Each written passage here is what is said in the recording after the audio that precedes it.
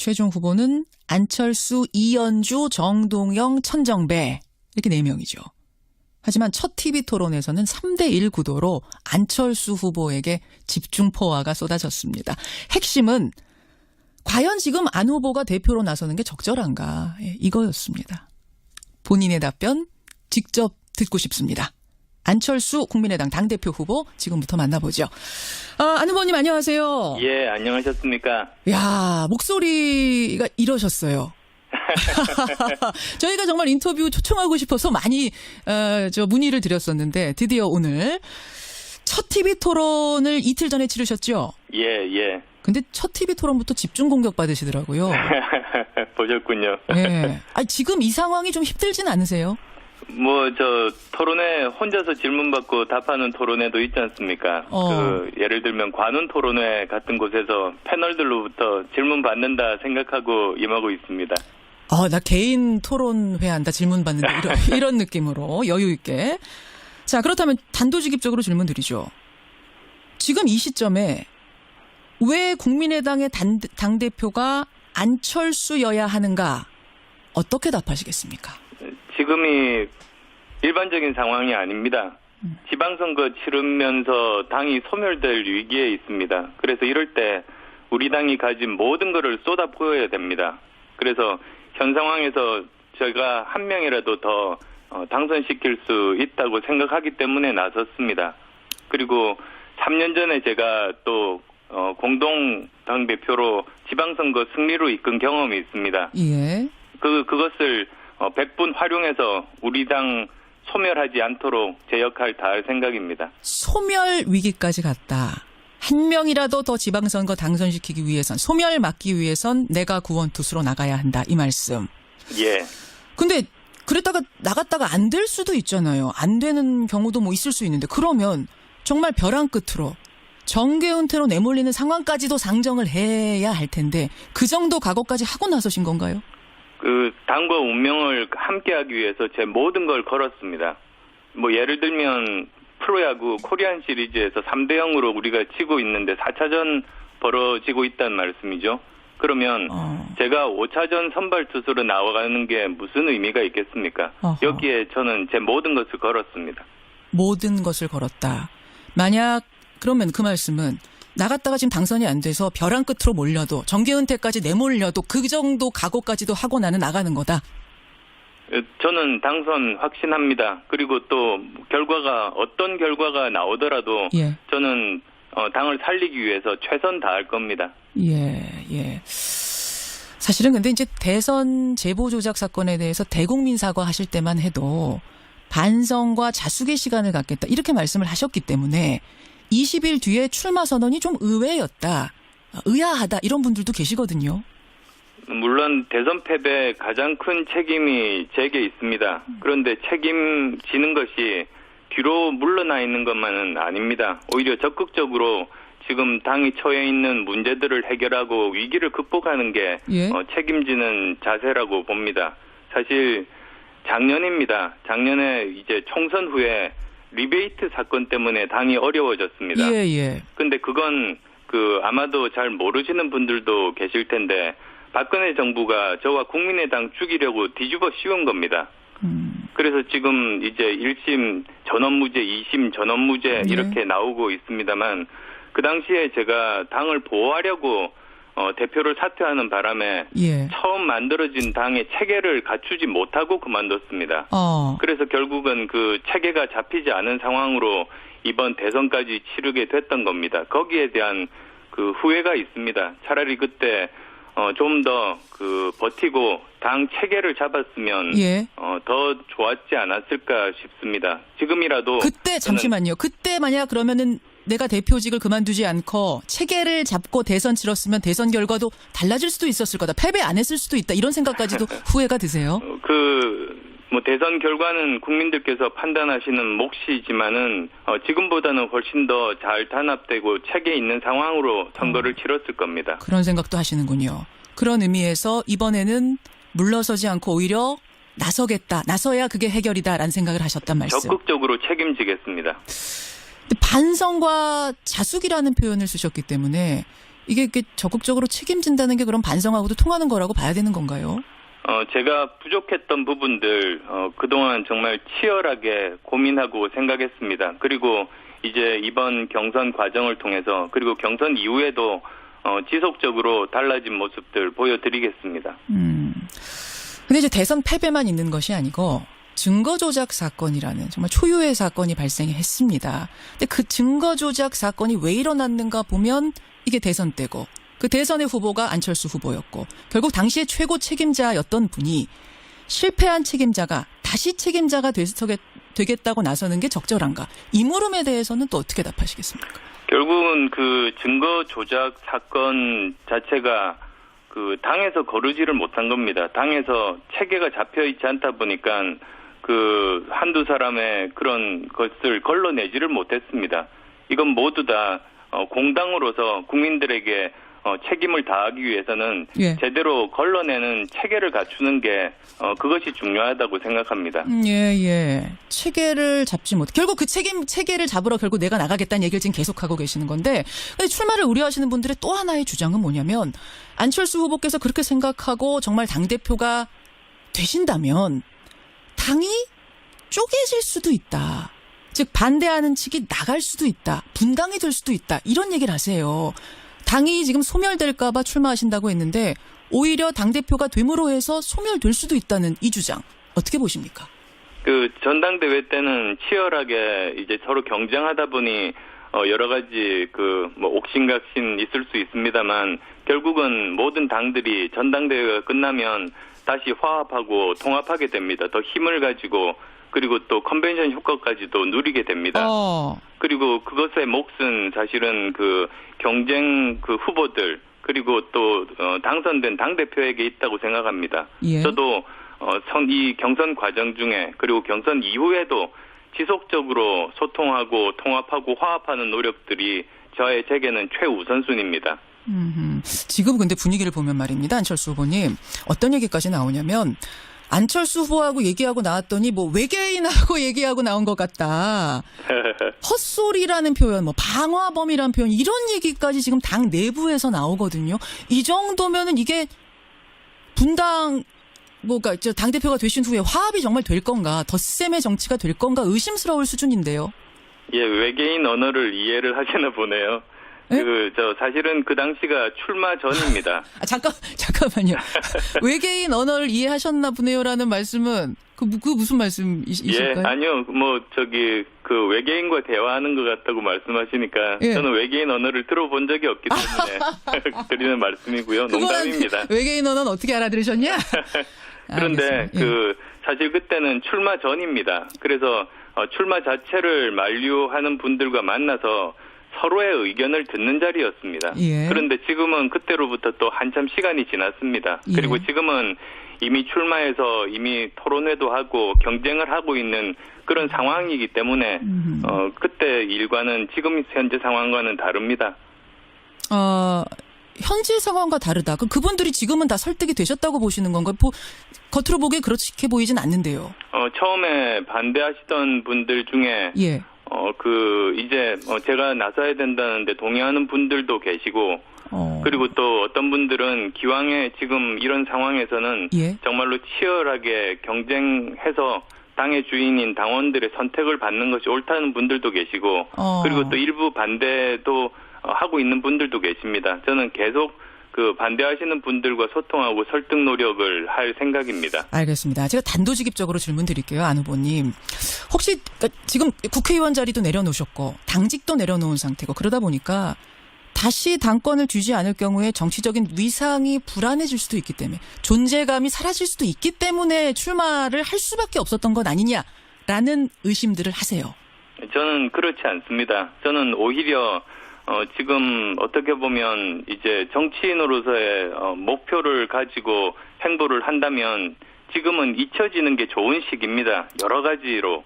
그렇지만 저는 지금 제가 뒤에서 이렇게 쉬고 있는 동안에 당이 없어지는 것이야말로 그건 있을 수 없는 일이기 때문에 나섰습니다. 알겠습니다. 소멸에 대한 이야기 걱정 계속하고 있습니다. 안철수 후보. 자, 그렇다면 만약 안철수 당대표가 된다면 첫 시험되는 내년 지방선거입니다. 지금 당 지지율 5% 수준입니다. 만약 이 상태로 선거 치르면 광역단체장 자리 한 자리도 어렵다는 분석이 나오고 있는데요. 우선 여기는 동의하십니까? 예, 저도 동의합니다. 제가 3년 전에 공동대표로 선거를 지휘해서 승리로 이끌어 본 적이 있습니다. 예. 그런데 그때 제가 깨달은 것이 총선과 참 다르구나를 알았습니다. 총선은 정치 신인이 국민들 기대를 가지고 당선될 수 있는 선거인데 예. 이 지방선거는 이미 그 지역에서 알려지고 능력에 대해서도 검증받은 사람만 당선될 수 있습니다. 그렇죠. 그래서 준비 기간이 1년도 부족합니다. 근데 지금 이제 누가 당대표에 당선된 이후에 9개월밖에 남지 않습니다. 예. 이대로 한두 달만 더 가면 우리는 지방선거 해보나 마나합니다. 그래서 굉장히 절박하고 정말 급박한 그런 심정으로 나섰습니다. 어느 정도 성적은 거둬야 된다고 보세요? 당이 다시 재기하려면. 예, 저 구체적인 목표는 사실은 진용이 갖춰진 후에 아마 이제 모든 그 당에서 각자 자기들의 그 목표랄까요? 그런 것들을 아마 이야기하는 시기가 있을 겁니다. 그런데 사실 예. 솔직히 예. 지금 5% 정도 지지율이라면 예. 지금 당장은 선거를 치를 수 있는 상황이 아닙니다.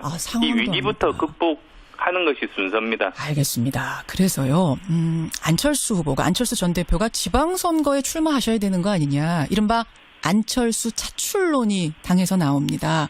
그러자 답을 하셨더라고요. 뭐라고 하셨냐면 가장 효율적인 길이라면 뭐든지 하겠습니다. 그래서 저는 이 얘기를 듣고 그럼 당을 위한 일이라면 뭐든지 나가라고 하면은 내가 출마까지도 각오하고 있다. 이런 말씀이신가? 맞나요? 저는 당을 위해서 제가 어떤 역할을 하는 게 가장 큰 도움이 될지 기준으로 판단하겠다고 말씀드렸습니다. 예. 그러니까 우선은 해야 될 일이 당의 혁신과 인재 영입을 동시에 병행하는 것 아닙니까? 그래서 어느 정도 이제 다시 신뢰를 회복하고 예. 내년 지방선거를 치를 수 있는 여건이 될 때 예. 그 당시에 제가 어떤 역할을 하는 게 가장 큰 도움이 될지 그 당시 기준으로 판단하겠다는 뜻입니다. 만약 그 당시 기준으로 안철수 대표가 이제 되셨을 경우 안철수 대표가 서울시장 나가시는 게 당을 위해서 제일 필요하겠다라는 결정이 당에서 나면 그것도 따를 수 있다. 저는 제가 어떤 역할이 당에 가장 큰 도움이 될지 그것만 관심이 있습니다. 결국 지금 돌려서 말씀하셨지만 그게 제일 도움 되는 길이라면 그 길을 또 마다하진 않겠다는 말씀이신 거잖아요. 각오가. 모든 가능성 다 열어놓겠습니다. 모든 가능성 열어놓겠다. 그렇군요. 천정배 후보께서는 아예 지금부터 당대표 말고 지방선거 준비하셔라, 서울시장 준비하셔라 이런 얘기까지 하시더라고요. 예, 그건 출마 전의 상황인 것 같습니다. 그렇지만 지금 이제 당대표 경선 과정에서 그 주장은 무의미합니다. 무의미하다. 알겠습니다. 모든 가능성 열어놓고 판단하겠다. 서울시장 나가는 게 최선이다. 당을 위해서라고 판단하면 그것도 마다하지 않겠다는 말씀. 안철수 후보. 지방선거 승리를 지금 아주 중요하다고 강조하셨어요. 그래서 드리는 질문입니다만 지방선거 승리하기 위해서는 다른 야당과의 연대나 통합이 필수적이라는 의견. 이건 어떻게 보십니까? 그 비유를 들자면 이렇습니다. 절벽에 매달려가지고 목숨이 왔다 갔다 하는 사람한테 가서 예. 지금 혹시 연애하고 싶냐고 좋은 분 소개시켜 주겠냐고 그것과 같은 겁니다. 지금은 목숨 살리는 것부터 하는 것이 더 급합니다. 예, 지금 목숨이 왔다 갔다 하는데 연애 얘기할 때가 아니다. 이 정도 예. 비유. 아니 근데 지금 이제 지방선거라는 것이 이제 정치로 따지자면 그 벼랑 끝에서 떨어지냐 마냐인데 다른 당과 손 잡는 것이 연애가 아니라 구해주려는 사람의 손이 될 수도 구원의 손길이 될 수도 있거든요. 지금은 아무도 거들떠보지 않습니다. 5%도 안 되는 지지율 가진 정당 손 잡으면 같이 벼랑에 떨어질 수 있지 않습니까? 아하. 바른정당도 손 안 내밀까요? 거기도 위태위태하기는 좀 마찬가지라는 의견이 있어서. 지금까지는 보면 저희가 가장 그 상황이 좋지가 않습니다. 예. 바른정당과의 통합도 지금은 얘기 안 되는 거다. 그러면 선거 치른 후에는 어떻습니까? 선거 치른 이후에 살아남는 게 저희들 목표라고 말씀드렸습니다. 예. 그러니까 선거 치른 후에 살아남기 위해서 통합이나 연대. 지금 그런 이야기를 할 그런 상황이 아닙니다. 제가 여러 번 말씀드렸듯이 그런 게 제가 지금은 제 모든 것을 이번 지방선거에만 맞추고 있습니다. 지방선거 잘 치르는 게 제 모든 목표입니다. 제가 이 질문을 자꾸 왜 드리냐면요. 박지원 전 대표가 최근에 이런 말씀을 하셨어요. 지난 대선 당시에 안철수 후보하고 유승민 후보 간의 단일화를 추진했었다. 매일 만나서 얘기했었다라는 얘기까지 하셨습니다. 그 정도 얘기가 오갔던 거라면 바른정당과의 통합 얘기를 지금 못할 것도 없지 않느냐. 그런 선상에서 자꾸 이런 얘기가 나오는 거거든요. 글쎄요, 저는 그 이야기는 인터뷰를 통해서 처음 듣습니다. 아마도 상임 선대위원장으로서 여러 가지 가능성들을 다 탐색하셨던 것 아닌가 싶습니다. 아, 박지원 당시 대표가 선대위원장으로서 그때 그럼 모르셨어요? 이런 얘기 오가는 거? 후보 자신은? 안철수 후보님? 아, 전화가 끊겼나요? 예, 전화 다시 한번 연결하겠습니다. 중요한 질문 드리고 있는데 전화가 지금 끊긴 상태네요.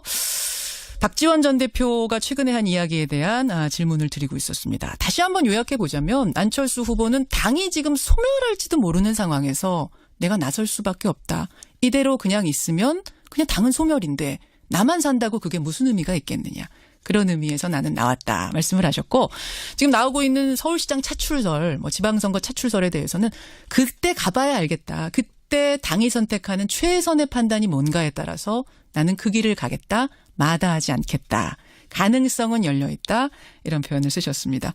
여러분의 질문도 지금 굉장히 많이 들어오고 있네요. 오랜만에 방송 출연. 지금 전국 방송 출연이 처음입니다. 예, 그러다 보니까 많은 분들이 문자를 주고 계시는데 계속해서 주시고요.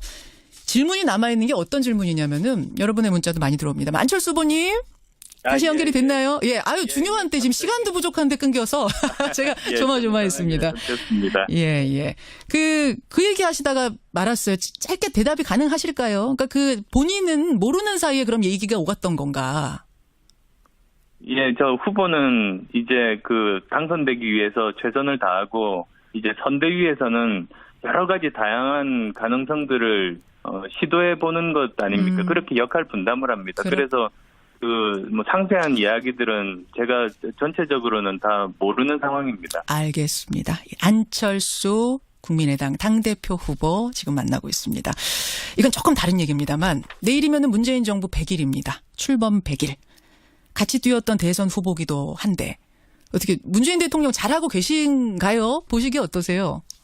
예, 좋은 평가, 그리고 또 좀 아쉬운 부분들 다 함께 있습니다. 그렇지만 제 기본적인 생각이, 취임 100일 때까지는 비판하기보다 시간을 드리는 게 옳다는 입장입니다.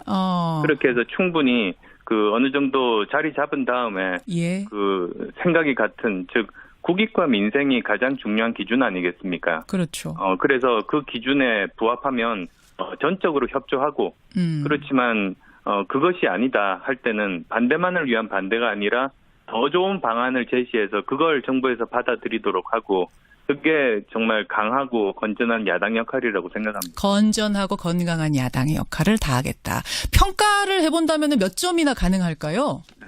그것도 이제 100일 지난 다음에 말씀드릴 기회가 있을 겁니다. 100일이 내일인데. 예.